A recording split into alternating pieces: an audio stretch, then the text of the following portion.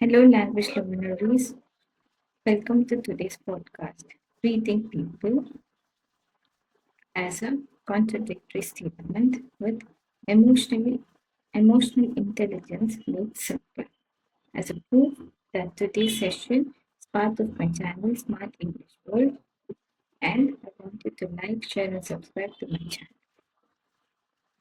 Welcome back to Smart English World, the space where words, wisdom, and warmth meet. I'm your host, Shruthi, and today we are decoding something that can change your career, your relationships, and your peace of mind. Emotional intelligence, or as I call it, the art of reading people without a crystal ball. Because honestly, if we could just understand people, half of life's problems would disappear, and the other half would seem funny. What emotional intelligence really means. Let's start with the basics. Emotional intelligence isn't about being emotional, it's about being aware of emotions, yours and others. Imagine this. You walk into your office and your manager looks at you and says, "Can we talk?" Now, if your first reaction is panic, congratulations, you're human. But if your second reaction is, "Wait, let me understand what's happening here," you have just taken your first step toward emotional intelligence. Gaur Gopal Das once said, "Don't react emotionally, respond intelligently." That is what EI is about. The pause between what happens to you and what you do next. The four pillars of emotional intelligence. Let's make this practical. Emotional intelligence rests on four strong pillars: self awareness, the ability to name what you feel. Instead of saying, "I'm fine," when you are clearly not, say, "I'm upset." The honesty is strength. That honesty is strength. When you can name your emotion, it stops controlling you. Self management. It's about not letting your emotion drive your decisions. When you're angry, do not send that email. When you're sad, do not make that big life choice. When you're excited, still read the terms and conditions. Social awareness. This is reading others, noticing when someone's voice drops, when they go to quit, when they go quit, when their smile fades. Sometimes what people do not say speaks louder than what they do. Relationship management. This is the art of connecting, even when you disagree. You can't control others' behavior, but you can control your energy in the room. The calmest person always leads the situation. Where emotional intelligence is more than important. IQ. Now let's talk facts. Studies show that EQ is a better predictor of success than IQ.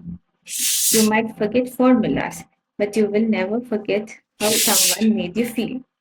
A brilliant engineer who can't work in a team fails. A performer who can't handle feedback burns out. But the calm, empathetic, self aware person, they grow like banyan trees, strong and steady. Your technical skills get you hired. Your emotional intelligence gets you promoted. Reading people in daily life. Okay, here comes the fun part. How do you actually read people? Here are three-step formula. Here's a three-step formula. Observe, listen, reflect. Observe. Look beyond words. Nice, notice tone, pace, and body language. If someone says, "I'm okay," but their arms are crossed and they avoid eye contact, they are not okay. Listen, not just to reply, but to understand. When people talk, they often reveal what they need without saying it directly.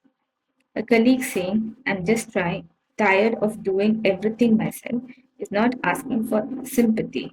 they are asking for support. Reflect. Before you jump to conclusions, ask, could there be another reason behind their behavior? Maybe they are not rude, they are anxious. Maybe they are not ignoring you, they are distracted. When you start reading people with compassion, the whole world looks softer.